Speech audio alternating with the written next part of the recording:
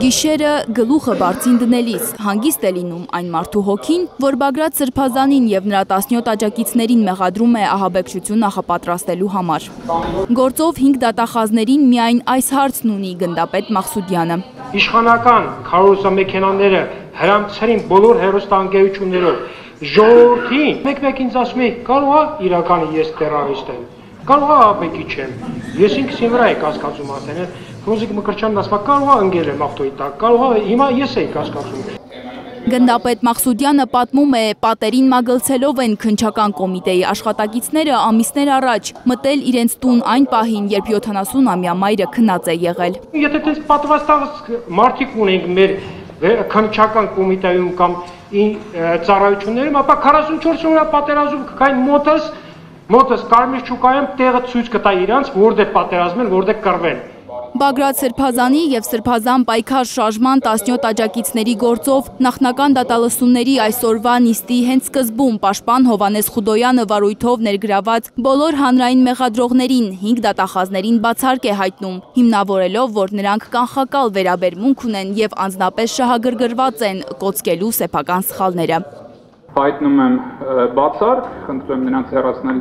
վարույթից, բացարկը հայտնում եմ իմ անունից, բացարկը հայտնում եմ իմ վստահորդ Բագրատ arczepiskopos Գալստանյանի անունից։ Բագրատ Սրբազանը կարծում է, որ մեղադրողները զրպարտող են։ Նա վստահեցնում է, որ խցում 8 ամիս գաղտնալսել են իր և Միքայել Սրբազանի խոսակցությունները, փորձել են ճշտել, թե ինքնութիմակիցները որտեղ են պահում զենքերը, որոնցով ըստ իրավապահների նրանք պետք է իշխանությունը յուրացնեին։ Ասեմ ձեզ որտեղ են, Իջևան ԿՊ-ի գրասենյակի նկուղում են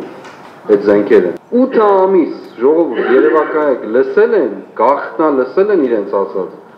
Բավարար հիմք չունենալով վերջին ճիք են գործադրել, որ մեր խոսակցությունները լսեն, պարզելու համար թե թաքստոցները, զենքերը իրենց խելքին պարկած որտեղ են։ Բացարկի հիմք է ըստ փաստաբանների նաև հայտնի ձայնագրությունը, որում Բագրատ arczepiskopos Գալստանյանը, շարժման ակտիվիստներն ու մի շարք այլ անձինք են խոսում։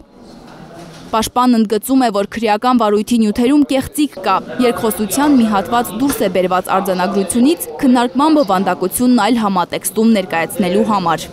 Չգիտեմ, քրեական օրենսգրքի ինչ հնարավորություն լինի, վստահ եմ Սրբազանի համար Դայլ տարա, եթե ձայնագրությունը կարա կեղծվի, քրեական օրենսգիրքն կարա կեղծվի, միտեղ գնդակահարություն գտնենք։ Փաստաբանը զարմանում է, միթե ծանր չէ հայ մարդկանց դատախազների համար, երբ մեղադրյալի աթոռին բարձրաստիճան հոգևորականներ են, որոնցից մեկին մեղադրում են ահաբեկչություն նախապատրաստելու, մյուսին ռազմական հեղաշրջման կոչեր անելու համար։ Ցանկացած անձի համար, հայ առաքելական Սուրբ եկեղեցու հետևորդի համար Սրբազանի նկատմամբ քրեական հետապնդում հարուցելը անմեղության կանխավարկածը հարգելով հանդերձ նույնիսկ դա շատ ծանր երևույթ է։ Դա հոգեբանորեն շատ ծանր երևույթ պետք է լինի։ Երկու անգամ դա անելը ինչքան ավելի ծանր պետք է լինի։ Հիմա այդ իմաստով արդյոք նման բեռ պետք է կրեն այս գործով դատախազները։ Ոչ թե հոգևոր, այլ աշխարհիկ արարքի համար է մեղադրվում Բագրատ Սրբազանը, ասում է հանրային մեղադրողը։ Նրա համար տհաճ է, որ դատարանում իր խոսքով շահարկվում է մեղադրյալի բարձր հոգևոր աստիճանը, փորձելով հոգեբանորեն ազդել իրենց։ Ինքս շահագրգիռ չեմ, որևէ կերպ աչառու չեմ այս վարույթով եւ գտնում եմ, որ ինքնաբացարկի միջնորդություն է ենթակային ներմուր։ Դատավոր Կարեն Ֆարխոյանը մերժում է պաշտպանական թիմի միջնորդությունը դատախազներին բացարկ հայտնելու մասին։ Բագրատ Սրբազանի և նրա 17 աջակիցների գործով մյուս դատական նիստը հոկտեմբերի 9-ին է։ Լանա Համբարձումյան, Առաքել Օհանյան, Նորայր Հակոբյան, Հայլուրի համար։ Հայաստանում և աշխարհում տեղի ունեցող իրադարձությունների մասին առաջինը իմանալու համար բաժանորդագրվեք մեր ալիքին, սեղմեք զանգակը, որ բաց չթողնեք ամենակարևորը, ամենահրատապն ու հետաքրքիրը։